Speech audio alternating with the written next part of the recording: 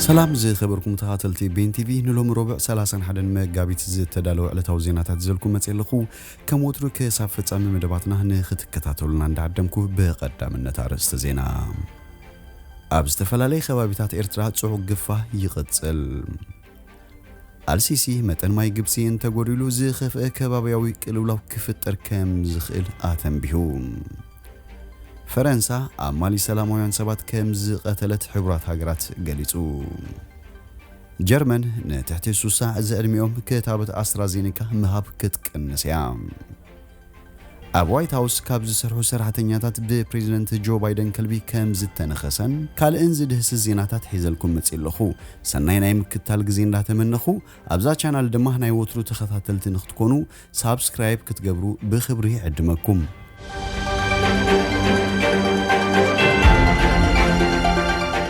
أبز التفلالي خوابيتات إرترا صعو قفة يغتسل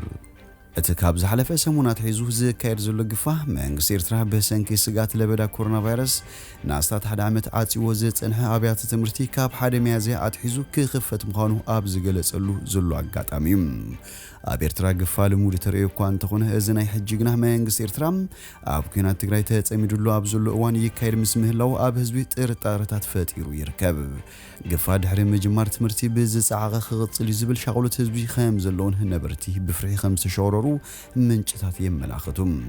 إذا تختلوا أبز سمونا بعد سابات سوق زخونه قفاتات أبلعلي إيرتراويان بفلاي دلي تفتح زي كاير زنبر قفام تختلوا أبز مراون إز قفاي كاير مسمه لو إذن كلتا منقسات أبلعلي تقراي زقرو زلو مغتسلتا كام زخوني فلات أب تقراي أبز كاير زلو كينات لألي شد شتك فلسراويت أوافير زركب منقس إيرترا لألي كلتا شح زقمت فوكسن كبيدن موقعتي وتحدرات كام زقات أمهم باستفلالي مع كنات زيناتات علم كيف إنه متنحو يذكر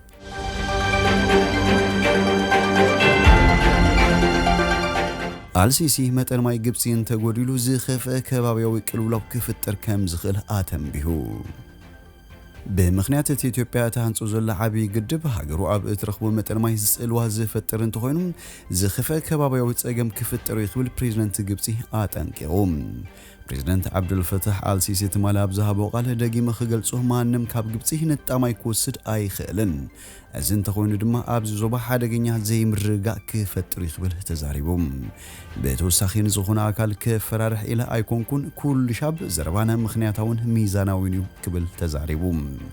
بريزيدنت السيسي تمالو سولو سابتي بمخنيات زي تشغلت مركبت عاتيو زغني متربسيوز ترخيبو أبز قبرو زربانتي متنقطه زهاب خوينم هاجرو مسو إثيوبيان سودان اتقبرو لزب كغتسل كم اتدلي نقاليتم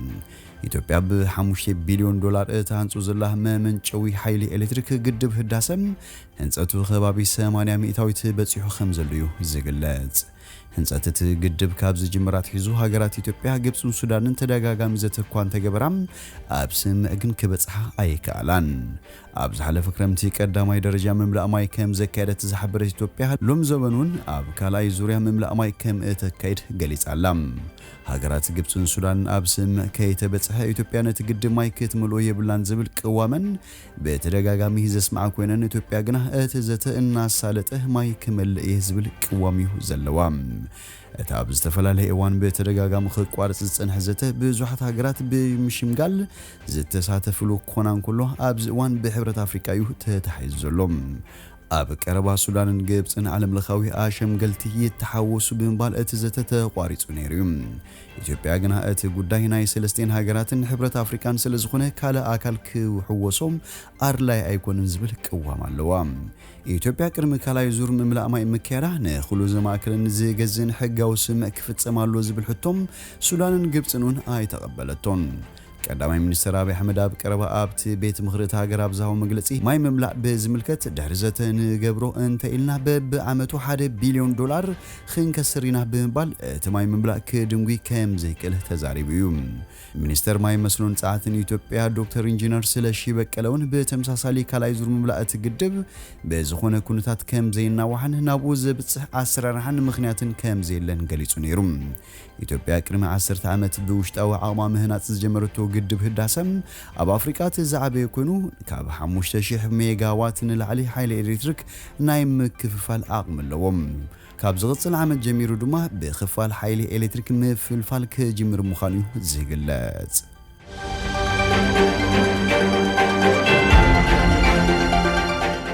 ፈረንሳ ኣብ ማሊ ሰላማውያን ሰባት ከም ዝቐተለት ሕቡራት ሃገራት ገሊጹ ሓይሊ ኣየር ፈረንሳ ኣብ ወርሒ ጥሪ ኣብ ማሊ ኣብ ዝካየዱ ድብዳብ ኣብ መርዓ ዝሳተፉ ዝነበሩ 19 ሰላማውያን ሰባትን 3 ዕጡቓትን ከም ዝቐተለ ሕቡራት ሃገራት ገሊጹ ሚኒስትር ምክልኻል ፈረንሳ ግን እቲ ኣብ ፈለማ ወርሒ ጥሪ ዝተኻየደ ናይ ኣየር መጥቃዕቲ ንዕጡቓት ኣሸበርቲ ዕላማ ዝገብሩ ይኽብል ነጺግዎ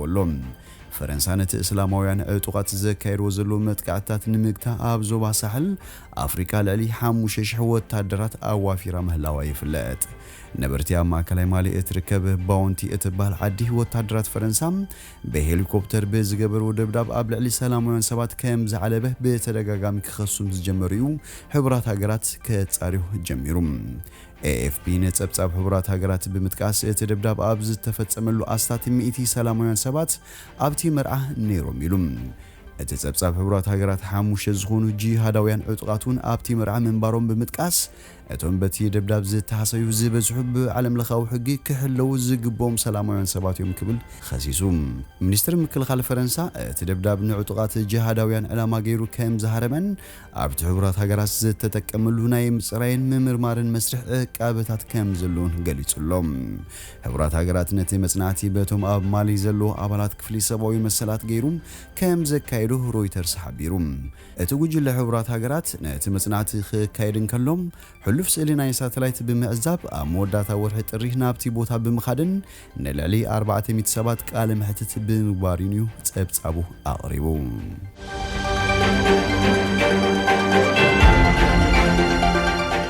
ጀርመን ንትሕቲ 60 ዝዕድሚኦም ክታበት ኣስትራዜኔካ ምሃብ ክትቅንስ እያ ኣብ ጀርመን ብምኽንያት ሰዓቲ ዘጋጥም ጸገም ምርጋእ ደም ክታበት ኮሮና ቫይረስ ኦክስፎርድ ኣስትራዜኔካ ንትሕቲ 60 ዝዕድሚኦም ምሃብ ከም እትቕንስ ገሊጻ ትካል ተዋጻሪ መድሃኒት ጀርመን እቲ ክታበት ካብ ዝወስዱ 2.7 ሚልዮን ሰባት ኣብቶም 31 እቲ ሓሊፉ ዘጋጥም ጸገም ምርጋእ ደም ከም ዝተረኣየ ኣፍሊጡሎም ካናዳ ብተመሳሳሊ ዕድሚኦም ትሕቲ 55 ዝኾኑ ሰባት እቲ ክታበት ምሃብ ደው ኣቢላያ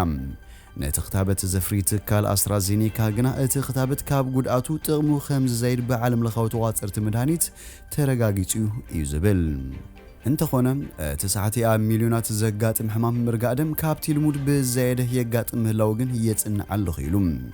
ኣብዚ ወርሒ ገለ ሃገራት ኤውሮጳ ብተመሳሳሊ ስጋት ነቲ ክታበት ምሃብ ዘቋረጻ ኮይነን ተዋጸርቲ ጥዕና ሕብረት ኤውሮጳን ዩናይትድ ኪንግደምን እቲ ጥቕሚ እቲ ክታበት ከም ዝዘይድ ብምግላጽ ነቲ ክታበት ይድግፍ ኣለዋ ክታበት ኦክስፎርድ ኣስትራዜኔካ ውሕሱን ውጽኢታውን እዩ ዛጊት ድማ ኣብዚ ሃገር ህይወት ኣሽሓት ኣድሕኑ ዝብል ወሃቢ ቃል መንግስቲ ዩናይትድ ኪንግደም ልዕሊ 30 ሚልዮን ሰባት ቀዳማይ ዙርያ ክታበት ክወስድ ይገልጽ ክታበት ኣስትራዜኔካ ካብቶም ኣብ ሃገራት ምዕራብ ብሰፊሑ ኣብ ጥቕሚ ዝዋዕሉ ክታበታት ኮሮና ቫይረስ ኮይኑ ናብ ዘይማዕበላ ሃገራት ድማ መኽሰብ መሰረት ዘይገብረ ክቐርብ ዝዓለመ እዩ ምክፋለት ክታበት ኣብ ሃገራት ሕብረት ኤውሮጳ ብምኽንያት ጸገማት ምፍራይን ምጉዓዝን ተጓንቲት እዩ ጀርመን ድማ ካብተን ሳልሳይ ዙር ማዕበል ኮሮና ቫይረስ ዘስገን ሃገራት ሓንቲ እያ ወዲ 73 ዓመት ቀዳማይ ሚኒስትር ጣልያን ማሪዮ ድራጊን ባለቤቱን ተማልሶሉስ ኣብቲ ክታበት እምነት ከም ዘለዎም ብዘርኢ ፈላማይ ዙር ክታበት ኣስትራዜኔካ ክወስዱ ተራእዮም እዮም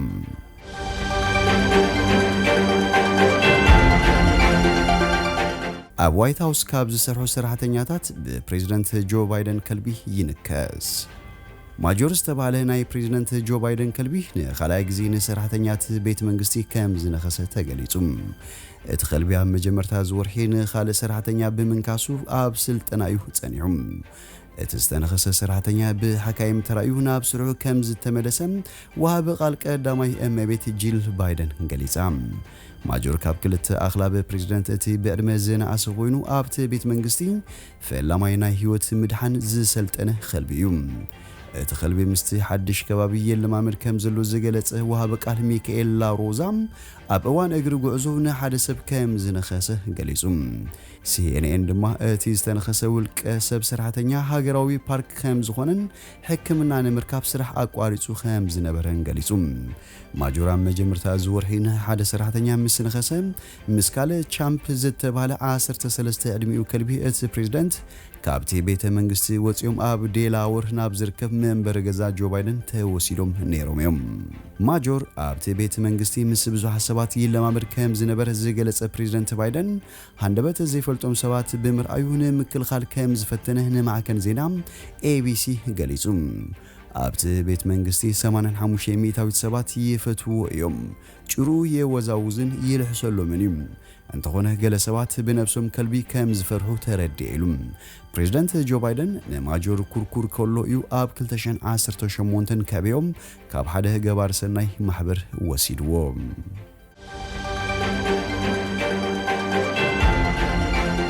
ዝኸበርኩም ተኸታተልቲ ቤን ቲቪ ንሎሚ ዝብልናዮ መሰናዶና ኣብዚ ወዲና ኣለና ምሳና ስለ ዝጽናሕኩም ብልቢ ነመስግን ሰናይ ንዓኹም